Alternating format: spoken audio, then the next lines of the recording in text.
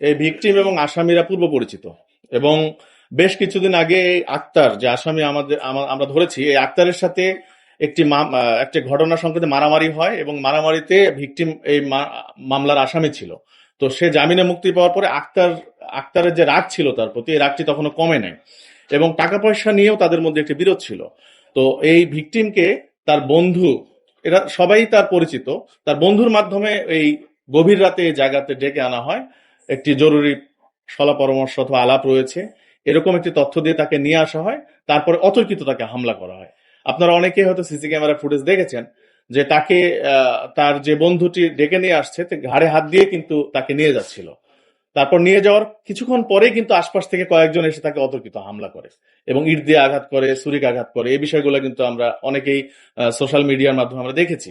তো মোটিভ হলো টাকা পয়সা এবং পূর্বের একটি মামলার যে কিন্তু ভিকটিমের নামে 6টি মামলা পেয়েছি, 4টি মাদক, একটি অন্যান্য ধারার মামলা, আর একটি দ্রুত বিচার আইনে মামলা। আর ভিকটিম, আমরা যতটুকু পেয়েছি, ভিকটিমের নির্দিষ্ট কোনো পেশা নেই। সে বিভিন্নভাবে তার জীবনযাপন করত, বিভিন্ন যখন যে কাজ পেয়েছে সেই কাজ করে সে জীবিকা নির্বাহ করেছে। গ্রেপ্তারকৃত আসামিদের মধ্যে মুন্নার বিরুদ্ধে মাদক ও ছিনতাইয়ের 7টি মামলা পেয়েছি, মিরাজের বিরুদ্ধে 1টি, নয়নের বিরুদ্ধে 2টি মাদক মামলা পেয়েছি। আক্তারের বিরুদ্ধে এখন পর্যন্ত আমরা মামলা পাইনি, তবে আমরা এখনো তার পিসিপিআর নিয়ে কাজ করছি, এবং উনি ভিকটিমের সাথে তার যেটি বললাম যে পূর্বের মামলার জের, টাকা পয়সার জের, এই বিষয় নিয়ে আমরা এখনো কাজ করতেছি। না, এখন প্রাথমিকভাবে আমরা তাদেরকে যে আইনের আওতায় এনেছি, আমাদের তথ্য প্রযুক্তি রয়েছে, আমাদের অনেকগুলো সাক্ষীও আমরা হয়তো পেয়ে যাব। তো সবকিছু মিলিয়ে আমরা সে অপরাধ করেছে কি করে নাই এই বিষয়টি আমরা আশা করি এটি বিজ্ঞ আদালতে আমরা প্রুফ করতে পারবো। তেজগাঁ ডিভিশনের যে 6টি থানার মধ্যে মোহাম্মদপুর থানায় প্রত্যেক দিনই আমরা বিশেষ অভিযান করি।